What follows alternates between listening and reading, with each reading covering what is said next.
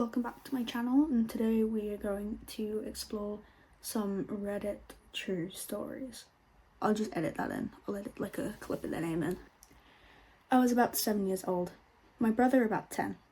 It was well past our bedtime when our mum woke us up off of the couch to put us to bed. Our dad worked construction out of town back then, so it was often just the three of us at the house for weeks at a time. Up the stairs and to the immediate right was our parents' bedroom. Going left put you in the middle of a hallway. Taking another left down that hallway led to my brother's room. The opposite end was my room, which was also across the hall from our upstairs bathroom. At either end of the hallway are windowed doors. We always kept them locked and rarely used them. The door on my end led to a balcony overlooking our front yard, and the door on my brother's end opened to our back porch. The house kind of leans into a small hill. My brother and my mum both had a habit of waking up in the middle of the night to use the bathroom. I only knew this because I was always a light sleeper and they just couldn't help but flushing with the door wide open.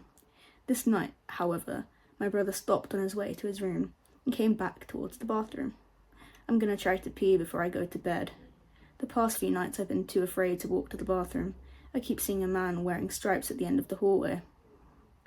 I don't know if my mum wrote it off as my brother telling ghost stories, trying to scare me, or if she was already half asleep and didn't catch it, but she didn't react to it at all. I, on the other hand, was terrified by it. The fear of seeing a ghost like that at the end of the hallway, or even through the windows, is the reason I started running from the stairs to my bedroom at night.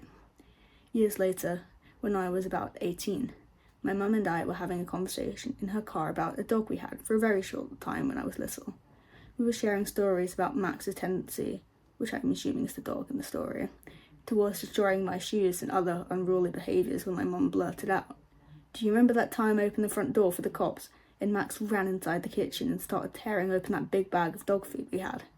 This really caught me by surprise because in all the years I lived in that house, we never once called the cops. Gun-owner family in a quiet rural neighbourhood, you get the idea. I asked her what she was talking about, and she looked equally surprised, as if she had just revealed something by accident. "Oh, that's right, I never told you because you were too young at the time." One night, I woke up hearing noises outside my window, and when I looked, I saw a man staring into my bedroom. She went on to describe how turning on the lights caused him to take off running, and how she had grabbed my dad's pistol before calling the cops. I can't remember all the details I gave them when they showed up. Tall, white man they were looking for in the area. Tall, white man, wearing a striped shirt and jeans, short, dark hair, something along those lines. They said it matched the description of a man they were looking for in the area. It turns out he had escaped from jail on a murder charge. Now, I know it sounds so obvious hearing those two stories back to back, but it wasn't for a few years. In my mid-20s, then I pieced together that my brother had unknowingly warned us about a murderer who spent multiple nights casing our home. And that's the end of our first story. I think it serves as a grim reminder to everyone that even the smallest possibility of something dangerous or horrible happening could be true.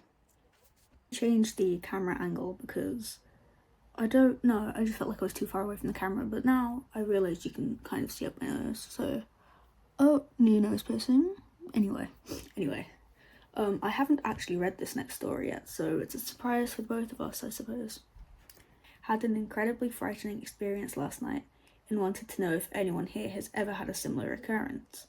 So, last night I was at a classmate's house, working on a group project we have due for tomorrow. I live in an apartment in the town where our university is located, and my classmate lives at his parents' house, which is in the foothills just outside of town. In order to get to the house, you have to drive along a relatively secluded and narrow 2-lane road for about 5 to 6 miles. We start working on the project at about 6 p.m, and I ended up hanging around for a while afterwards. So, I left his house pretty late, at about 11, and started down the road back towards town. I didn't realise how tough it would be to navigate the road at night. There were no street lights, and the road was unkempt and riddled with potholes. On top of this, I had no cell service, so I had to drive very slowly to make sure I didn't blow out one of my tyres since I had used my spare a couple of weeks back. I figure it was about 3 miles from the house when I rounded a tight corner and saw a pickup truck with a camper shell parked diagonally across the road. The manner in which it was parked completely blocked my path, and I couldn't drive around it because there was a gully on both sides of the road. The only way for me to go at this point was backwards, where there was a pull-off that I could use to turn my car around. At first, I couldn't see inside the cab, but when I turned on my high beams, I saw that there was a man slouched over in the driver's seat. His head was resting against the steering wheel, as if he had been knocked out after a bad accident. I immediately sensed something was wrong, though his car had just coincidentally come to rest in a position that totally blocked the road was a big red flag for me. I had heard stories of people playing dead in the road as a way to lure unsuspecting people out of their cars so that they could rob them. I decided, fuck this shit, and elected to go back to my classmate's house and explain what was going on. I threw the car into reverse and kept my eyes darting back and forth between my rear view and the truck. I looked and saw that I was almost to the pull-off where I could turn around.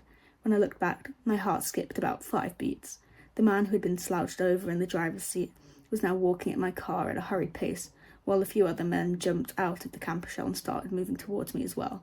I panicked and accelerated backwards into the pull-off, which messed up the undercarriage of my car pretty bad. As I put it into drive, the guy was already at my passenger side door, tugging on the handle, which, thank the Lord, was locked. I only caught a brief glimpse of him, but his face appeared to be scabbed and leathery, definitely a meth head or some sort of drug abuser. I sped away and didn't slow down at all until I reached the house, constantly checking my rear view to see if they were following. Thankfully, they didn't tell me, and when I reached the house, I explained what happened to my classmates and we called the cops. I was grateful that my buddy's parents were kind enough to let me stay the night. They didn't find anyone on the road matching the description, but I did file an incident report and they told me they would be on the lookout for similar vehicles and suspicious activity. But holy shit, I'm still really shook up over it. I keep getting the same adrenaline rush I got when I saw the guy charging me, whenever I think about it. Please share similar experiences you've had, as I would appreciate a good read or a discussion to help clear my headspace. So that's the end of the second story of the video.